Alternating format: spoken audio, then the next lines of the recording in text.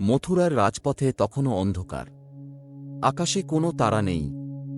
ধোঁয়াটে ভোরের মাঝে এক বৃদ্ধ পণ্ডিত পথিক খুঁজে ফিরছেন জীবনের সত্য।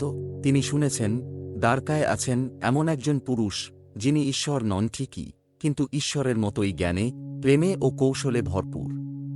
তাঁর নাম শ্রীকৃষ্ণ। বৃদ্ধ পথিকের নাম বিশ্বম্ভর।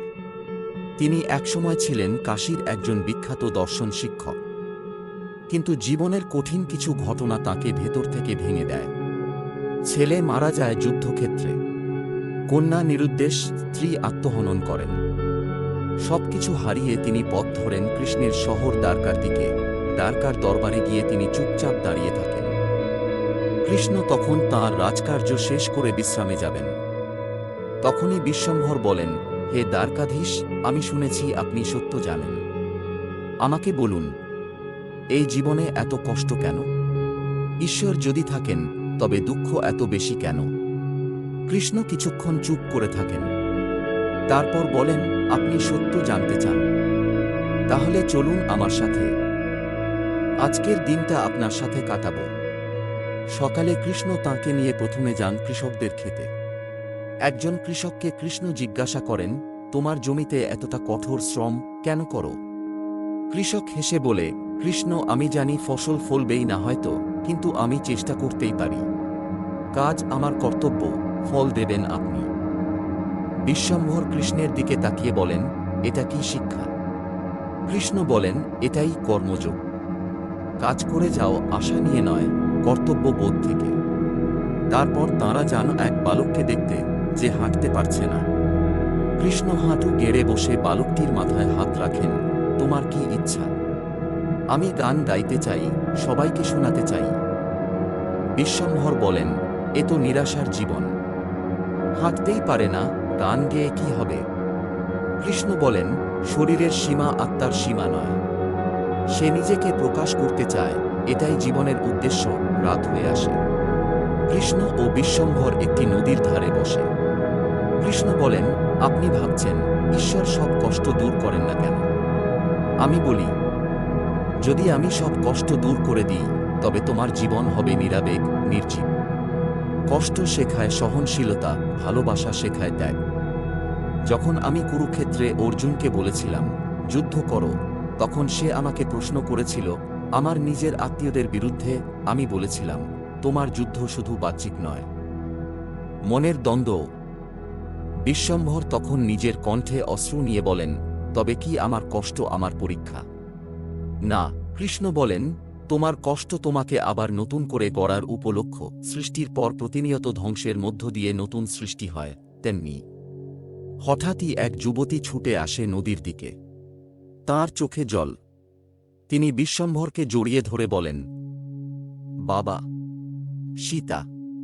চিৎকার করে ওঠেন তিনি। কৃষ্ণ বলেন, জীবন তোমার কাছ থেকে সবকিছু কেড়ে নেয় না, কিছু ফিরিয়েও দেয়, যদি তুমি ধৈর্য ধরো। বিশ্বম্ভর তখন হাঁটু গেড়ে কৃষ্ণের সামনে নত হয়ে বলেন, আমি বুঝেছি, ঈশ্বর কোনো অলৌকিক আশীর্বাদ নয়, ঈশ্বর হচ্ছেন আমাদের অন্তরের সাহস, আমাদের ভিতরের আলো।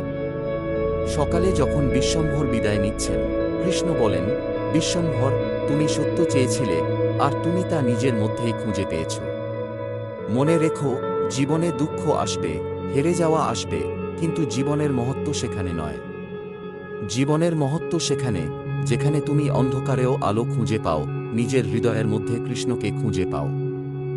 বহু বছর পরে কেউ একজন বিশ্বম্ভরের লেখা বই পড়ে বলেছিল, এই মানুষটি ঈশ্বরকে দেখেননি, কিন্তু ঈশ্বরকে উপলব্ধি করেছেন। আর দ্বারকার পথে এখনো মাঝে মাঝে শোনা যায় সেই কথা, যখন তুমি হতাশ, তখন কৃষ্ণ তোমার মধ্যে অপেক্ষা করছেন, তাকে ডেকেই দেখো। ভগবান কৃষ্ণ আমাদের শিক্ষা দেন, কাজ করো, কিন্তু ফলে আসক্ত হয় না, কষ্ট এলে পালিও না, লড়াই করো। প্রত্যেকের জীবনেই আলো থাকে, খুঁজে নিতে হয় নিজেকেই, ঈশ্বর বাইরে নয়, তোমার সাহসে, ভালোবাসায়, সহানুভূতিতে লুকিয়ে আছেন। দুঃখ যখন হৃদয়ে গেঁথে বসে, তখন মানুষ ঈশ্বরকে খুঁজে। কিন্তু যদি ঈশ্বর এসে বলেন, তোমার কষ্টই তোমার গুরুর মতো, তাহলে কি হবে? এই গল্প এক যুবকের, নাম অরুণাভ। কুরুক্ষেত্রের অনেক পরে, দ্বারকার শেষ সময়ে, যখন কৃষ্ণ মর্ত্য জীবনের অন্তিম অধ্যায়ে প্রবেশ করছেন, ঠিক সেই সময় অরুণাভ কৃষ্ণের কাছে পৌঁছায় জীবনের উত্তর খুঁজতে। অরুণাভ ছিল এক উচ্চাভিলাষী যুবক। পরিবারে অভাব, বাবার ঋণ, মায়ের অসুস্থতা সবকিছুর সঙ্গে যুদ্ধ করে একদিন রাজসভায় প্রবেশ করেছিল সে। কিন্তু রাজনীতির জটিলতা, চক্রান্ত, বিশ্বাসঘাতকতা তাকে ধ্বংস করে দেয়। সব হারিয়ে, অপমানিত হয়ে, মাকে হারিয়ে এক নির্জন রাত্রে সে দ্বারকার পথে হাঁটতে থাকে। শোনা যায় কৃষ্ণ নামের এক ব্যক্তি আছেন, যিনি ঈশ্বর আবার মানুষ। তিনি জীবনকে অন্যভাবে দেখেন। অরুণাভ ঠিক করে তাকে খুঁজে পেতেই হবে। দ্বারকার রাজমন্দিরে তখন কৃষ্ণ একা বসে বাঁশি বাজাচ্ছেন। অরুণাভ মাথা নত করে বলেন, প্রভু, আমি সব হারিয়ে ফেলেছি, আপনাকে খুঁজে এসেছি। কৃষ্ণ হেসে বলেন, তুমি কি পেয়েছ তা নিয়ে এসেছ না, বরং কি হারিয়েছ তা নিয়ে এসেছ, এটাই বড় কথা। অরুণাভ ফুঁপিয়ে ওঠে, আপনি ঈশ্বর হয়েও কিছু করলেন না কেন? কৃষ্ণ বলেন, আমি তোমার সঙ্গে যুদ্ধে নামিনি, আমি শুধু তোমাকে বাঁচার অস্ত্র দিয়েছি, উপদেশ হিসেবে। তুমি সেই অস্ত্রকে চিনতে পারোনি। পরদিন কৃষ্ণ তাকে একটি গরিব পরিবারে নিয়ে যান। এক বৃদ্ধা, যার সব সন্তান যুদ্ধ ও দুর্ভিক্ষে মারা গেছে, এখনো অন্য শিশুদের খাওয়ায়। শোনায় রাধাকৃষ্ণের কাহিনী। অরুণাভ বিস্মিত হয়ে বলে, তিনি কিছু হারাননি। কৃষ্ণ বলেন, তিনি শুধু দিয়েই গেছেন, তাই কিছু হারাননি। কারণ তিনি ফলের আশা করেননি, তিনি শুধু কর্ম করে গেছেন। ঠিক যেমন আমি বলেছিলাম গীতায়, কর্মণ্যেবাধিকারস্তে মা ফলেষু কদাচন। অরুণাভ স্তব্ধ হয়ে যায়। বুঝতে পারে তার দুঃখের মূল কারণ ছিল তার প্রত্যাশা। একদিন কৃষ্ণ অরুণাভকে নিয়ে চলেন শ্মশান ঘাটে। সেখানে এক যুবতীর মৃতদেহ। মা কাঁদছেন, সে তো ভালো ছিল, ঈশ্বর কেন তাকে নিল? কৃষ্ণ শান্তভাবে বলেন, তোমার মেয়ে তো নেই মা, তাঁর দেহ গেছে, আত্মা আছে। আত্মা অজ, অব্যয়, অবিনাশী। গীতায় যেমন বলা আছে, নন্তে ম্রিয়তে কদাচিন। অরুণাভ এবার জিজ্ঞেস করে, এই কথা শুনে কি মা শান্ত হবেন? কৃষ্ণ বলেন, না, কিন্তু ধীরে ধীরে বুঝবেন, প্রিয়জন হারানোর যন্ত্রণাও একটি শিক্ষার স্তর, জীবনের গভীরতা বোঝার। কাঁদা মানেই দুর্বলতা নয়, কাঁদার পরও এগিয়ে চলা, সেটাই শক্তি। আরেকদিন তারা যান রাজসভায়, যেখানে এক ধনী ব্যবসায়ী ও এক ভিক্ষুক বিচার চাইছে। উভয়েই বিশ্বাসভঙ্গের শিকার। অরুণাভ বলে, ধনীর কষ্ট কি ভিক্ষুকের মতো? কৃষ্ণ বলেন, ব্যথার পরিমাপ টাকা দিয়ে হয় না। দুঃখ আসলে সেই জায়গা যেখানে ধনী গরিব, রাজা প্রজা সমান। গীতায় আমি বলেছিলাম, সুখ দুঃখে সমে কৃত্যা লাভালাভ জয়াজয়। তুমি শুধু পার্থক্য দেখো, আমি সমতা খুঁজি। অরুণাভ বলেন, ভক্তি করলে কি সব ঠিক হয়ে যায়? কৃষ্ণ হেসে বলেন, ভক্তি মানে আত্মসমর্পণ নয়, আত্মবিশ্বাস। আমি যখন বলি শরণাগত হও, তখন বলি না সব ছেড়ে বসে থাকো। আমি বলি, নিজের দায়িত্ব পালন করো, আমাকে অন্তরে রাখো। গীতায় বলা, তস্যাহং প্রণশামি। আমি হারাই না তার কাছ থেকে, যে নিজের কর্তব্য ভুলে না গিয়ে আমায় স্মরণ করে।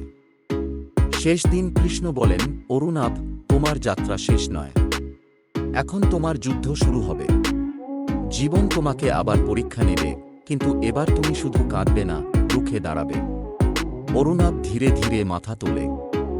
চোখে এখন জ্বলজ্বল করছে এক নতুন আলো, জীবনকে গ্রহণ করার আলো। অরুণাভ ফিরে যায়। এবার আর সে ভগ্ন মানুষ নয়, সে নিজেই হয়ে ওঠে অন্যদের কৃষ্ণ, পরামর্শদাতা, পথ প্রদর্শক। আর কৃষ্ণ, তিনি হারিয়ে যান সময়ের অতলে, কিন্তু তাঁর উপদেশ আজও কোটি কোটি হৃদয়ে অনুরণিত হয়। কারণ কৃষ্ণ বলেছিলেন,